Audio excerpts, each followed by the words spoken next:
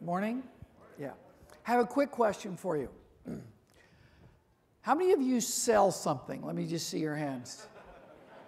Okay, that's a good thing, right? That we sell something.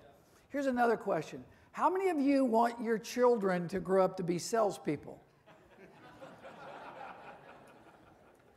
Now, it's a little bit of a chuckle, but it's a little bit telling about us in that we sell something, and I think there's a really interesting statistic that says that this class that's graduating this year in 2015 from college, more than 50% of them will be selling something in their first job. Isn't that interesting? Yet at the same time, many of the programs in the schools or the institutions that they go to really have very little to do or have almost nothing to do with the world of selling. And we all know how important it really is. But when I ask you about your children, how many of you want that? We generally, that's not our first choice, as we sometimes think. And I asked that question once, and a lady somewhere close to the front said, "Oh, selling is just way too hard," right? I mean, I don't want them to have to work that hard. That's really not the reason, right, that we don't want them to do that. We really don't, because there's this certain image about it, right? It's not that professional image. Well, the people, men and women in this room, really have a lot to say about that. I want to encourage all of us to try to make a real difference in the lives of people around our profession. I'm very fortunate to be here as the founder of SPI, which we started basically in 1989, 1990. We've grown to be a fairly significant player in the world of what we will call sales performance with multiple methodologies, offices in Europe and in Asia. We're doing business, or did business last year, in some 54 countries around the world. So we have a very strong and good perspective, we think, on what's happening in the world of selling and what's impacting that. And I want to share some of those ideas with you. We're going to start with a video, if you don't mind.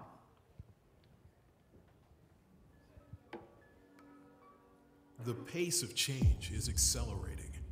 Sales organizations are being disrupted by an unprecedented confluence of factors. Globalization, the end of competitive advantage, commoditization, big data, a shortage of qualified talent, and empowered buyers are forcing companies to adapt faster than ever or risk failing. There are a daunting array of choices sales leaders can try to combat this disruption. But which choices lead to success? Do you know what drives the best sales outcomes for your business? Many companies base sales performance improvement on intuition, speculation, or chance. Are you gambling with the fate of your company? Why leave revenue growth to chance? Stop guessing. Get focused. With sales performance solutions that predictive science proves will drive results for your unique organization, we can help.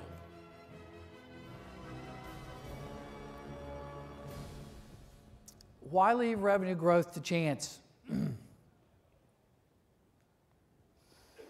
It's interesting to me that in the world in which we live today, and I'll say this particularly for the millennials, but really for all of us, that we're absolutely fascinated and enamored with what other people are doing, the information that they provide. So I might even ask you, how many people here use at least 3 or 4 different social media sites on any given day? Let me see, right? And if you belong to LinkedIn, and from a business perspective, how many of you belong to at least 5 different groups or more? Isn't that amazing? Why do we do that? We are absolutely enamored and infatuated by what I call what everyone else is doing. But why are we? What about us? Doesn't it matter who we are, what's going on in our world? Do we have to know?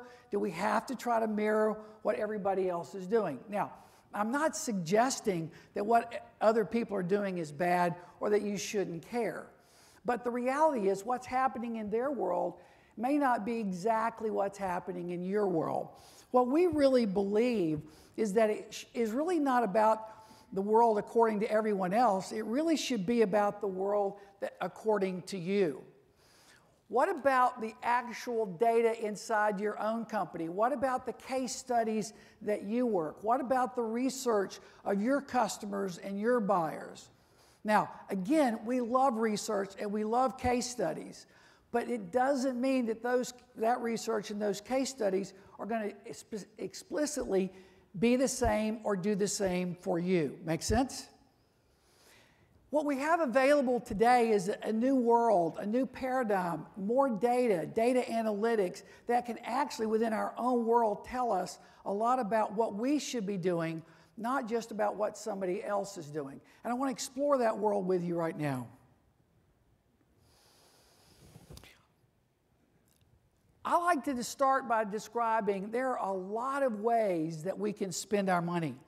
This particular slide I picked up, I think 2 years ago, maybe, at a Sales 2.0 conference. And these were just some, if not, or a lot of the players that were involved in that conference, maybe 250 or 300 companies. And that's only a small amount of the choices that we have where we can go spend money to do what?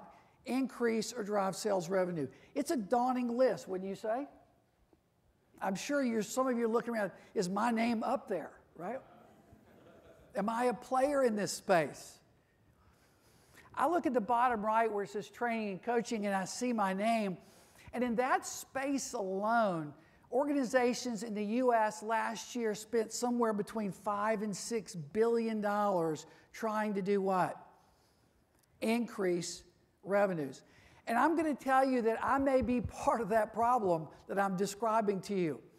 We have built and defined processes that we think are common across, right, lots of different industries. We've built and defined methodologies or best practices that are common, we say, across multiple industries. And yet at the same time, I'm saying openly to you, I've learned that I may be what? I may be wrong. I may have been recommending something based on what I thought rather than exactly what I knew. I think there's a better way. We're going to explore that a little further. There's also this, what I call this myth of the ideal seller profile. I like to think of the myth as the storyline that has the hero that saves the day, so to speak, right? Well, when you look at something like this, we try to define the profile and say, go get me 1 of those, 10 of those, or 500 of those. What we're learning is that is just what I'm describing it. It's truly a myth, because just because it may be good or they may have done something really well someplace else doesn't mean what? That they're going to be effective in my world today. It's very hard to replicate that kind of human behavior, specifically in the case that, if it doesn't relate exactly to your world, the way we need to do it, the new products, the new services that we have. One of the interesting things we're finding about these ideal seller profiles is that they may have been very successful someplace else, but when you bring them back into the world in which you want them to operate, they're failing miserably. Just because they were successful last year or the year before, they may not be successful today, right? The myth of the ideal seller profile. There is a big question, however. Before investing millions, wouldn't it make sense to understand what your salespeople actually need to do or to be good at, specifically to your what? To your world. We're working with one customer here in the Silicon Valley, some 4,000 salespeople, and what they're trying to do is introduce new products and services across this vast, large sales organization. What they're finding is out of the 4,000 people, about 1/3 of those people can probably make that journey right into the new world. But isn't it nice to know that? The other part that they're finding is there's another 1/3 of them that even though they're not capable today, that with specific kinds of adaptive learning things that they'll be able to get there within a certain period of time. And there's another 1/3 that we've been helped them to determine that what? They're just not going to be able to make it at all. That is a big, big problem when you realize there's a lot. But wouldn't you rather know that than let them go the next year or 2 years, right? Costing you a lot of opportunity. Make sense? How many of you really know what you really need to do to be good at? And that's a fundamental question that we want to explore. I recently met with Frank Cespedes, and I don't know if you've known Frank, but Frank is a Harvard business professor, book author. This book's called Aligning Strategy with Sales. And Frank defines this word strategy, and I have a hard time with that word sometimes, but he defines strategy as the journey from where you are to where you basically need to go. What's my strategy to basically go from point A to point B? How am I going to get there? And one of the things that he says is disconnected from strategy, even good training can have a perverse effect. The sales force gets better and better at things customers care less and less about. So the answer is not just go what? Go train them. The idea is we have to know what they specifically have to be good at, right? And then align the specific kinds of training or competency growth for that journey. But there is what I call a new paradigm that is emerging, and this emerging paradigm is what I call the world according to you. Not the world that's according to the case study that you read about. It's not the world that's about the research or the sales guru that has all the answers. It's the world about you. It's the world that's relevant, that will make the needles move specifically for you. Now, it's a world that's being brought about because there's this convergence, as we talked about in the video, of multiple aspects that when you bring it together can really give us some really good insight. That's the world around what we will call data analytics. It's involved competencies, that's knowledge, skills, and abilities. It's the linking of learning, and it's the linking of the enabling technologies, right? Like playbooks to help them be more productive. So it's this convergence of ideas coming together that what we'll call will help us determine not only what you're good at, but then how to go make that effective in your organization. Now, when I look at this, next slide, I want you to think about where we're moving away from what we call chance-based thinking with what we call data-driven decision-making. And there are 4 key elements. The first element that we like to look at or want you to begin to thinking about is what we call, what are the competency levels, and can we take certain competency levels of human beings and link that to specific business outcomes? Now, this is a big one. You got to really, I'm not just saying empty words here. But can I truly define specifically, if I could take this competency and move it this much, that this is how much this business outcome will move? If I can dial it up here, how much can I then dial it up here? Do you understand? That's a big difference. That is available to us in the world today. Now, I'm going to do a timeout here because I got really big over the last few years in the world of what I call assessments. Worked very hard, went out looking for just the right assessment company that we could acquire that would help us link, right, before we start doing training, because that was the first thing I said we've got to do. We've got to make sure that we get on the front end of the training piece with the assessment piece to know what to give them. Doesn't that make sense? That's the predictive or the prescription engine. What I started finding out as we started working and looking at the assessment world was that, in my opinion now, and I don't mean to offend anybody, but in my opinion, the assessment world was primarily based around a concept called personality. And oh, by the way, that's an important concept. Does that make sense? To know, do they have the affinity for what we're asking them to do? Good stuff. But it's only one data point. Make sense? I want you to know that. But what it wasn't giving me, for me, it wasn't telling me or giving me how good are they from a knowledge, skills, and behavior standpoint, and can they actually apply it specifically to what I'll call the business challenge that I'm faced with. Make sense? That's where we started working on linking what we'll call specific competencies to the desired business outcomes, and that's what we'll call, that's what good looks like to the desired outcome, and then using the data analytics to be able to tell us and predict how good or what the probability is. As was described earlier, this is what I call a leading indicator of success, not the what?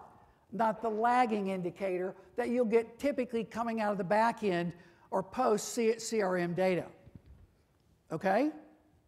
So it's really a big difference in what we'll call using advanced analytics to be able to predict based on what we'll call the competencies linked to specific business outcomes.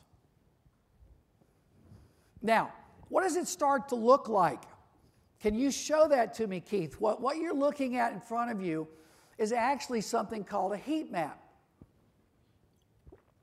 You're probably familiar with the concept, but this is just a way of displaying it. And on the heat map, what it begins to show you is on the bottom right.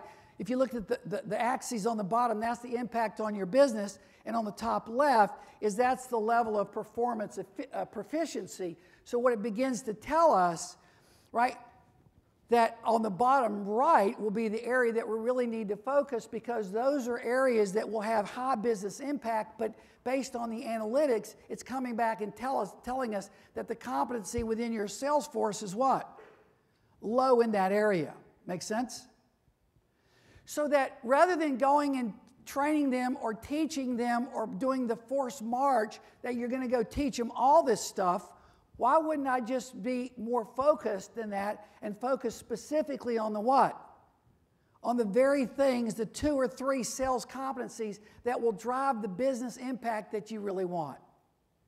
Now, guys, remember, I'm in the training business. Does that make sense? So I'm telling you something that might have a negative impact on my core business, but it's the right thing for the what? For the customer, right? It's what they really need to do. We're going to be moving away from the forced marches in the world of Salesforce training, and we're going to be moving into the world of what I call where one size fits what? One size fits one. And your people are going to love it, right? You understand? They're going to love it because you're not forcing them to go take things that aren't relevant to them. Make sense? Very important concept.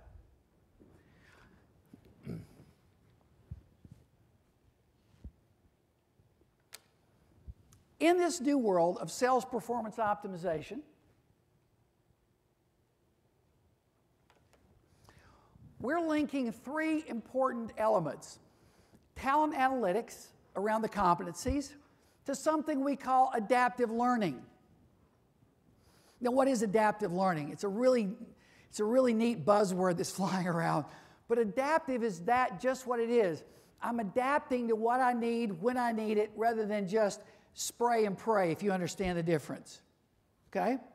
Adaptive learning. And then the last thing, we've got to make sure that once we know what the competency change needs to be, we now know that once we have the learning pieces in place, we've also got to make sure that there's sales enablement taking place in terms of the technology, right? The tools that they need to use, and that needs to reinforce that as well. Make sense? So you're creating what in essence is a bit of a closed loop system that will in essence continue to get better and better and better. And the more data that you feed it, the analytics will be able to tell you almost without question, right, what you should be doing and when you should be doing it. It's a great new world that we're entering into.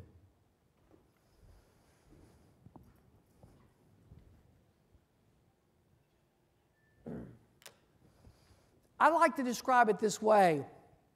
What this is going to start being able to tell us or give us is what I call real vital signs for the state of our business or the state of our sales force. It will tell you what's happening within your sales force. It'll tell you why it's happening in your sales force. It will be predictive and tell you what might be happening in your sales force. And the last thing that this is going to be able to do for you is tell you what to do about what's happening in your sales force. Now, I don't know about you, but I run a company, and those 4 things I would like answers to. How about you? Yes?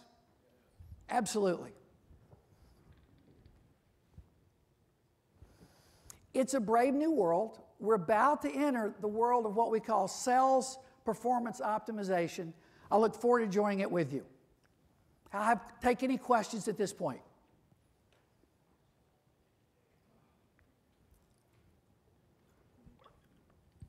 So you mentioned that only 1/3 of these 4,000 salespeople were going to make the transition. Let's get the mic, can we please?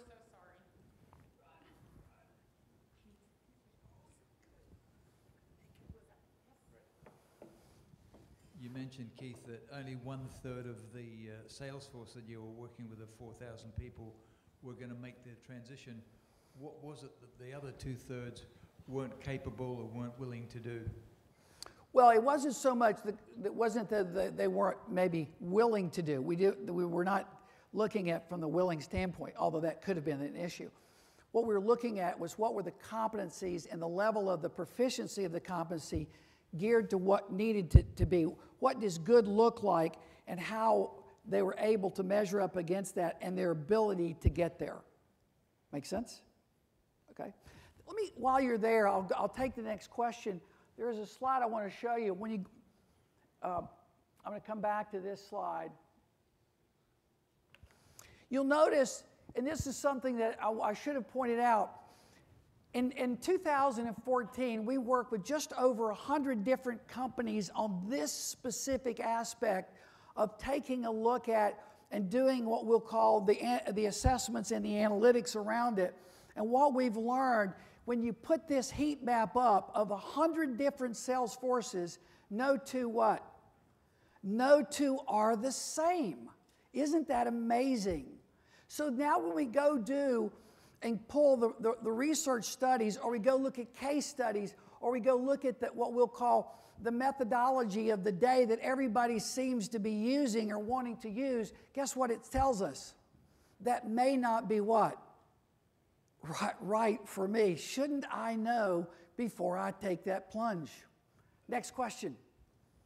Yes? Where did you see? This one straight back. Sorry.